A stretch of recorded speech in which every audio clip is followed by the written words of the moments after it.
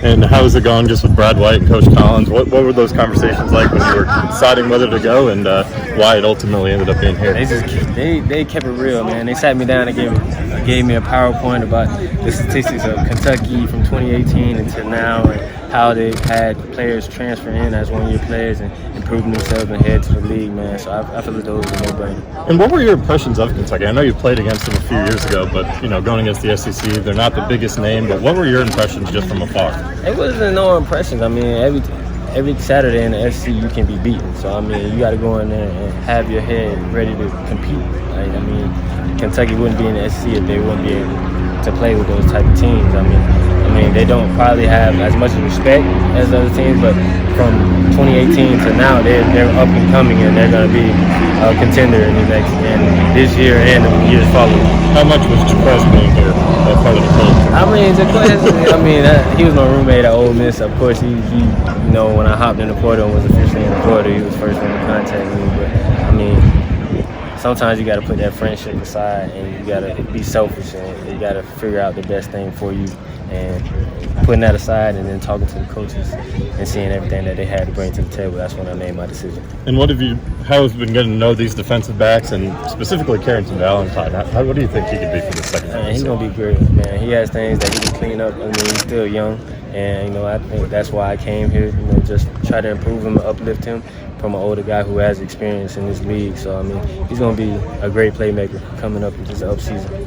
Any surprises since you arrived here that maybe you didn't expect from Kentucky? I would have to say the amount of the player-led, it's very player-led. Like, there's no coaches, like, coming in between the players. Like, the players are the leaders, and the coaches really fall back. I mean, the coaches are there, but as far as being a player-led, like, leaders in each room are the coaches in that room. Like, the coaches don't have the same thing. So that was really surprising to me, how everybody carries themselves is really professional here.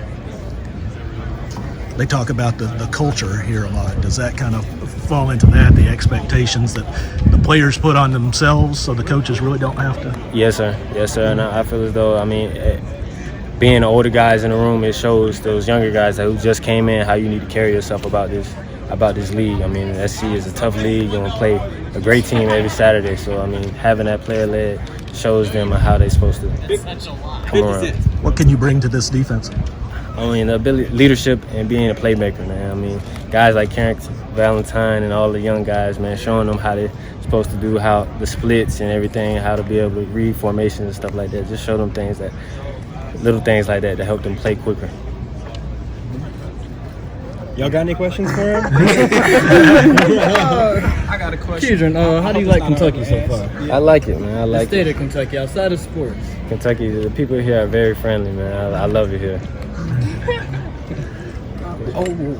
What's it like to transfer and have that 1 year to go? I mean, it's so different nowadays. What's that like for you? Is there any pressure to perform in 1 year like that? I mean, I don't want to say it's pressure. I'm just blessed, had the opportunity to play for one more year. I mean, not many people have that opportunity, but I mean, it was stressful being in the transfer portal, but I mean, at the end of the day, I chose the right school. How quickly did Kentucky reach out? I probably don't even remember, man. There's so many teams that reached out. It was crazy. It was a rough couple months. I'm just say that. People here have been talking about what a good day one was of practice. Did you sense that too, or was there nothing really to gauge it? Today was a really good day. I mean, the sense of communication and how we lined up to the formations, it was good. It was good. I mean, it was very professional day.